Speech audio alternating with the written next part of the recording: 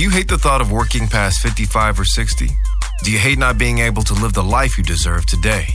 Do you hate not knowing what your financial future looks like? It's time to stop doing what you hate. Here's your host, Mr. Harold Green. Aloha, everybody. This is Harold Green of Bright Tree Financial, and it is time to stop doing what you hate.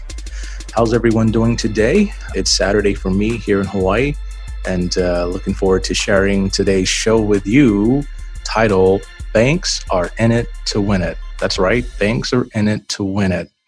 But just before I get into that, I just want to share something with you guys here real quick about some things that I see that are going on in the world.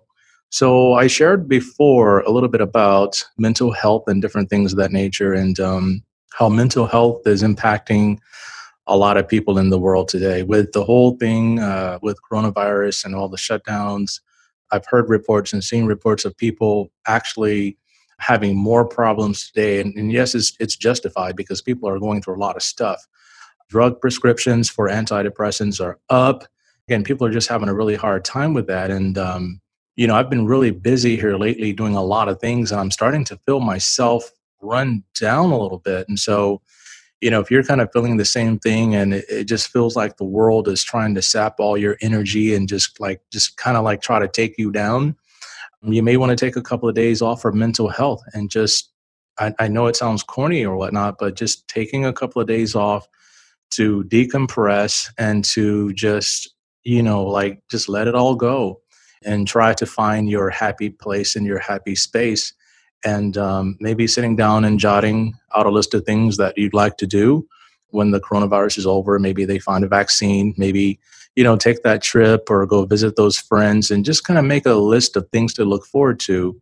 I know that was one of the big things I did in the past was I would sit down and write out my list of what I wanted to accomplish for the year.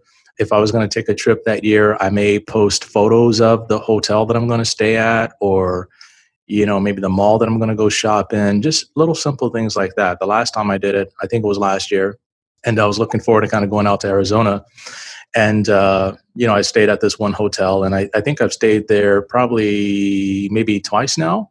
And it's the Sanctuary Resort out in Arizona. If you guys are listening to me out there in Arizona, you know that's a very nice place. It's in the side of a mountain, and it's very quiet, secluded.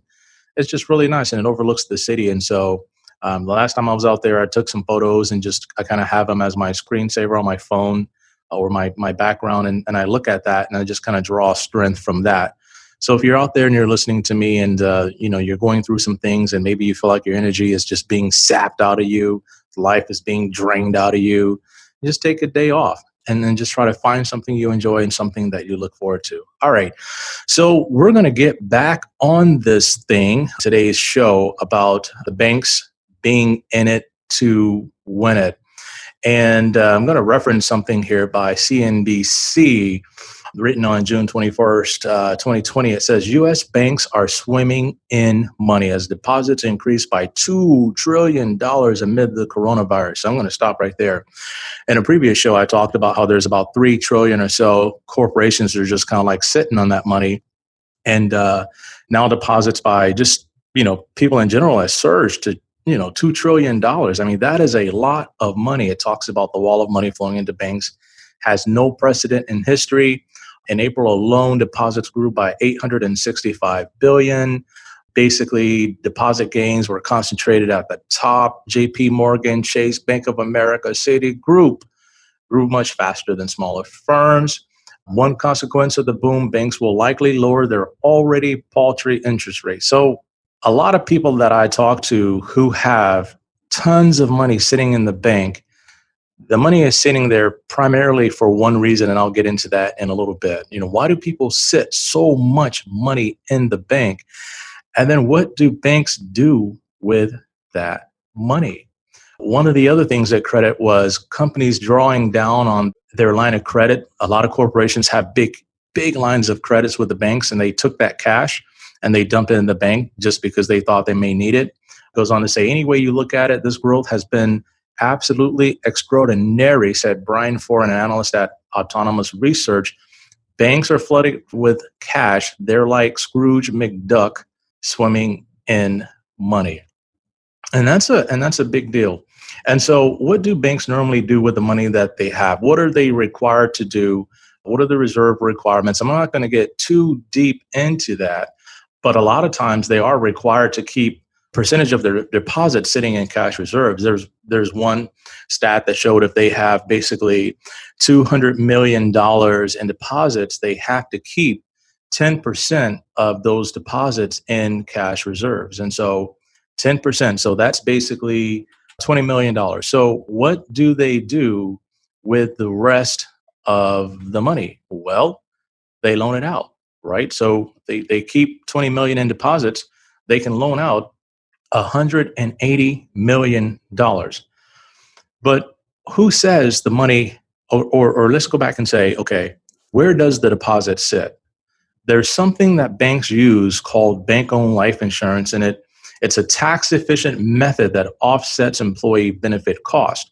So the bank purchases and owns an insurance policy on an executive's life and is the beneficiary, and then the cash surrender values grow tax deferred, providing the bank with monthly bookable income. So let's say you're sitting on $60,000, $70,000 and you just want to put that in the bank. Well, basically, depending on how much of the reserves your pile of cash makes up, the bank then turns around and they lend out that money for loans and different things of that nature, mortgages, cars, and then yet they're paying you like half a percentage or whatever it is on that money. So let's go back and talk about, why do people sit tons of money in the bank? Well, I had a conversation with my sister-in-law the other day, and we don't talk much or anything like that. My brother called me up and he said, "I got a question for you." And he said, we're looking at refinancing our house for another 15 years, and then our payment would be the same or a little bit more, but our house would be paid off in 15 years. What do you think? And so the planner in me kicked in, the advisor in me kicked in, the fiduciary thinking about people's best interests kicked in, and I started to ask questions. One of the first things I said was, well, what's your goal? Is it to retire with as much income every month as you can possibly get your hands on? Or do you want to retire with your house fully paid off? And she said, that's a good question. Never thought about that. And I said, well, here, let me give you an example. But then before that, we got into, college. What are you saving for college? And then, what are you putting into your retirement? And then what do you have in savings and different things of that nature? What is your long-term goals and so on and so forth? And, just to back up a little bit further, I did a show with Matt Shanley and my mortgage guy out of Ohio. And we were talking about which one makes the most sense, a house fully paid off or income that'll last you the rest of your life that would pay your mortgage. And so I kind of gave my sister-in-law the same thing. I said, look, if you have the option of retiring at age, say 60 to 65, and you have two choices, you could either have a mortgage that's say maybe $1,000 a month and $5 million in retirement funds, or $1 million in retirement funds and a house fully paid off. And she said, well, I would want the $5 million and the income that'll last me the rest of my life, and I can pay the mortgage and do whatever I want to do. And I said, well, why would you refinance for 15 years then? What's the process behind that? And she said, well, I never thought about it like that.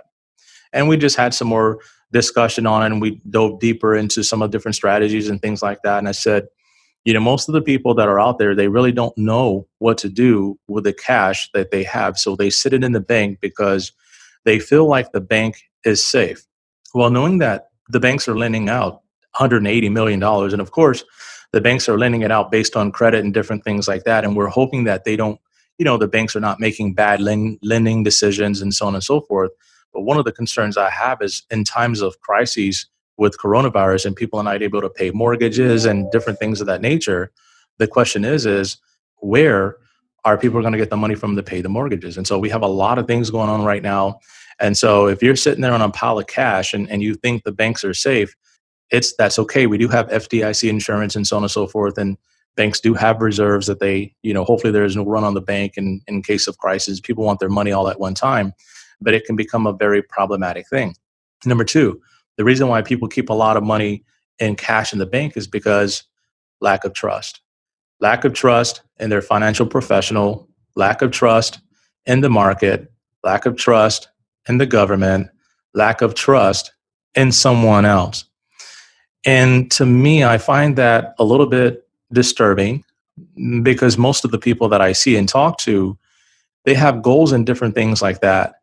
But when I see their money just sitting all over in cash and it's not being utilized to take advantage of the things in this marketplace, it makes me a little bit sad. And so I do my best to educate people and to talk to people about what they should be doing with their money versus just sitting it in the bank. So number one, people keep it because they don't know what to do with it. Number two, they keep it there because they don't know who to trust. And the third reason why they keep it there is because they think the banks are safe. Well, what makes them think the banks are safe? Well, because of the history that we have with banks, and people have put money in banks for hundreds and hundreds of years or whatnot. And the banks have just built up this huge, gigantic marketing campaign in terms of like, put your money with us, your money's safe with us. It's not at risk. We'll give you a high yield interest savings account and things of that nature. And, put it in a CD and on and on and on. And so, for me, when I see that in a client's overall portfolio, it's just a non-performing asset. They got goals and things of that nature that they want to accomplish, but this money is just sitting there because of those three reasons. And so, if that's you, I want you to do me a favor and go download my Rapid Retire brochure, take a look at that, and look at the ways that I put monies to work. And one of the things I want to talk to you about too is money can be very productive if you know what to do with it. And I use a term called dual purpose dollars. Money that's doing more than one thing at the same time. And you got to take your clue from the banks because whenever you put your deposits with them, they don't just sit on the money. They put that money to work. But who are they putting that money to work for? Are they putting that money to work for you? Or are they putting that money to work for themselves, right? Well, it's time for you to stop letting them put your money to work for them and then pay you pennies on it just because of fear. Now, the market capitalizes on fear and it capitalizes on greed, okay? The markets will capitalize on fear and it will capitalize on greed.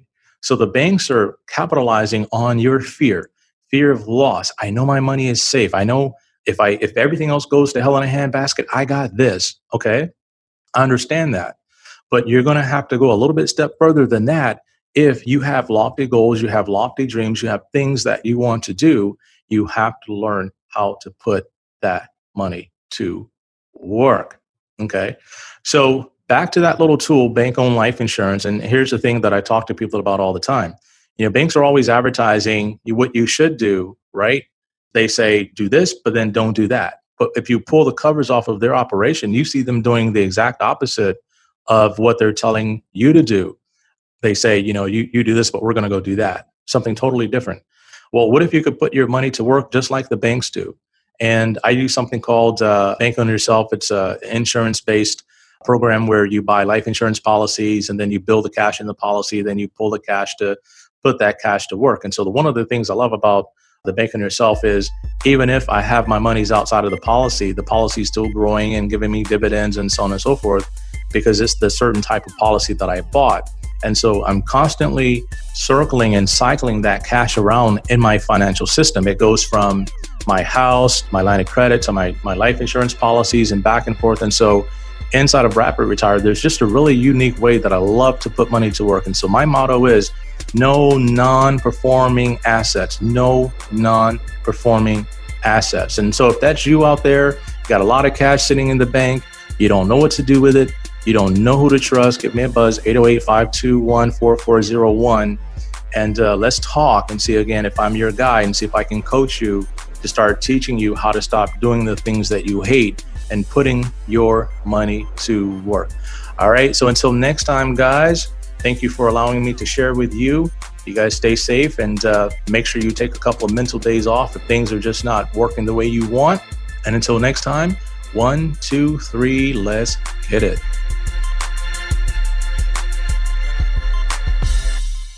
This is thepodcastfactory.com.